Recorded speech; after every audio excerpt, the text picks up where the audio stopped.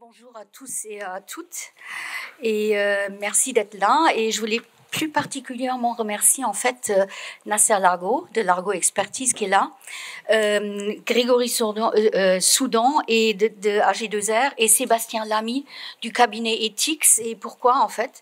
Parce qu'ils m'ont aidé pendant les 2 dernières années de faire les webinaires sur la CSRD et la brochure, et donc tout ce travail qui était pas possible toute seule. Donc je voulais vraiment l'indiquer quand même plus spécifiquement. Donc pour commencer, donc on parle de la transition juste, mais en fait pourquoi ce sujet? Parce que la transition est d'abord injuste, et justement les chiffres qu'on aura avec la CSRD devraient peut-être montrer comment on peut évaluer en fait cette transition. Donc elle est d'abord injuste parce qu'en fait les plus riches sont à la fois ceux qui produisent beaucoup plus de gaz à effet de serre. Donc les 10% les plus riches sont responsables de 52% des émissions. Vous voyez derrière, en dessous là, les déciles. Donc on voit bien que en fait les personnes dans les premiers déciles, enfin le 10e décile, donc qui ont le plus de revenus, sont aussi ceux qui polluent le plus parce qu'ils se déplacent plus, parce qu'ils chauffent plus leur logement, parce que ils consomment plus tout simplement. Et donc quelque part il faut quand même juguler avec ça. Ensuite, on voit aussi que il y a une concentration en fait ce sera pour la table ronde sur l'emploi. L'emploi est assez concentré dans quelques secteurs.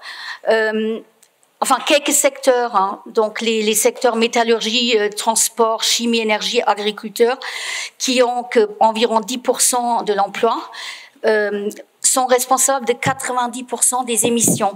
Ça ne veut pas dire que les autres secteurs ne sont pas impactés. D'ailleurs, l'année dernière, Véronique Batoul-Diop, qui va présenter la dernière table ronde, donc demain, elle m'avait demandé il y a 1 an de parler sur la transition écologique. Je lui ai dit, écoute, t'es pas vraiment concerné parce que tu travailles dans la caisse maladie, c'est pas tout à fait ça. Ceci étant, l'angle qu'elle va aborder, elle est complètement concernée parce que c'est tout l'impact sur la santé, sur le management. Et donc j'expie ma faute en la mettant dans la 3e table ronde. À l'époque, on n'avait pas encore vu ça tout à fait comme ça. Ensuite, politiquement, cette transition injuste crée des préoccupations au niveau des gouvernements. Et ça, c'est important. En fait, l'exemple le plus parlant, c'est probablement ce sont les gilets jaunes. Hein. On a augmenté la taxe sur on voulait augmenter la taxe sur l'essence, et ça a créé des remous dans la population. Donc, il faut vraiment essayer de juguler comment on fait pour arriver à cette transition, pour qu'elle soit politiquement acceptée. Et justement, à cause de cette injustice dont j'ai parlé au début. Et donc là, les slides que vous avez, ça vient du rapport du World Forum, de Davos, et on voit qu'à 2 ans, il y a des préoccupations qui sont quand même aussi liées à la cybersécurité ou aux mouvements sociaux, justement. Mais à 10 ans, donc le long terme, c'est très nettement la transition climatique. Nous, on parle évidemment transition, mais transition IA et transition écologique sont tous les deux importants. Nous, on a choisi, parce qu'on a pas mal parlé de l'IA déjà dans nos précédentes réunions, de parler cette fois-ci vraiment de la transition écologique. Maintenant, qu'est-ce que c'est la transition juste en fait? Transition juste, c'est l'idée que les travailleurs doivent participer. Et c'est une idée qui a pris genèse aux États-Unis dans les années 70-80, justement par le secrétaire général du syndicat chimie nucléaire, etc. Donc un syndicat qui était extrêmement impliqué dans cette transition et qui disait que finalement il avait fait la Deuxième Guerre mondiale, et en revenant, il fallait bien reclasser tous les soldats, et donc on leur donnait des formations. Ce qui se fait à l'armée aussi actuellement, et d'ailleurs, on verra dans la 2e table ronde, Transco, c'est aussi cette idée-là. C'est l'idée donc de dire, on peut pas simplement mettre des gens à la porte, etc. Il faut bien un accompagnement, et ce n'est pas trop de payer les gens. Donc cette idée a été reprise par la Confédération internationale des syndicats dans les les années 2000, et ensuite par la Confédération européenne des syndicats, et évidemment aussi en France.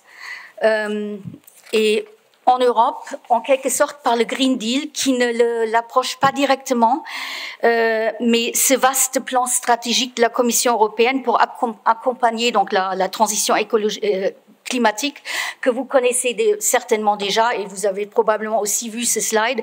Vous voyez que en bas, en fait, l'idée, c'est de financer la transition à la fois, donc c'est-à-dire mettre des fonds privés sur quelque chose que les États ne peuvent pas assumer eux-mêmes tout seuls, mais aussi ne laisser personne de côté. Et donc, il y a des fonds de la Commission qui sont aussi dédiés à cette transition écologique. Donc, qui donnent des mesures pour lutter contre la pauvreté énergétique, par exemple, etc. En France, on a aussi des moyens, on nous donne des moyens. Et pourquoi on nous donne des moyens? Parce que, en quelque sorte, c'est tout ce qui est restructuration industrielle nécessite la participation des travailleurs, d'une part. Donc, on a le Code du travail nous donne des moyens pour négocier cette transition écologique. Et en fait, il ne s'agit pas uniquement de négocier des subventions pour avoir un vélo électrique, mais malheureusement, il faut aussi très probablement accompagner des restructurations et des licenciements. Et je pense que la première table ronde va nous montrer ce qui s'est passé dans le secteur automobile. C'est bien pour ça qu'on a mis. Donc, en France, en 2021, la loi climat et résilience a élargi, a introduit une dimension environnementale dans les prérogatives générales du CSE, dans les 3 consultations récurrentes. Et cette année, ces 3 consultations sont enrichies avec justement cette fameuse CSRD qui doit nous donner donc les données chiffrées sur la transition écologique. Voilà, et je fais un petit peu de pub sur les webinaires qu'on a fait. On a donc pris à la fois les données CSRD, et c'est là où les 3 personnes que j'ai remerciées m'ont aidé. On a en fait fait un croisement entre les données CSRD futures, et le droit du travail. Et on est les premiers à l'avoir fait. On sera certainement bientôt imité par la CGC parce que ils vont le faire aussi, et peut-être, mais pour l'instant, on est encore, vraiment précurseur sur ce sujet. Voilà. Donc, l'ordre du jour, les cadres au cœur de la transition juste, parce que nous influençons, nous façonnons aussi cette transition. Il y aura donc 3 tables rondes, mais vous avez reçu le programme par un mail de Muriel Roussari, et les biographies des intervenants sont aussi dans ce mail. C'est pour ça qu'on vous a pas donné des feuilles papier, parce que justement on veut faire la transition. Donc la première, c'est donc sur la filière automobile, le cas vraiment concret et assez impressionnant. Ensuite, on fait une table ronde sur emploi, métier et compétences. Comment on peut anticiper, ou peut-on anticiper les impacts. Un troisième donc sur santé, climat, management. Quel levier pour atténuer les changements climatiques, et 2 exposés de spécialistes. Donc un sur la réindustrialisation de la France, qui se passe difficilement, et un autre sur la santé mondiale. Et je laisse la place à Jean-Marie pour qu'il commence la première table ronde. Donc. Et merci beaucoup.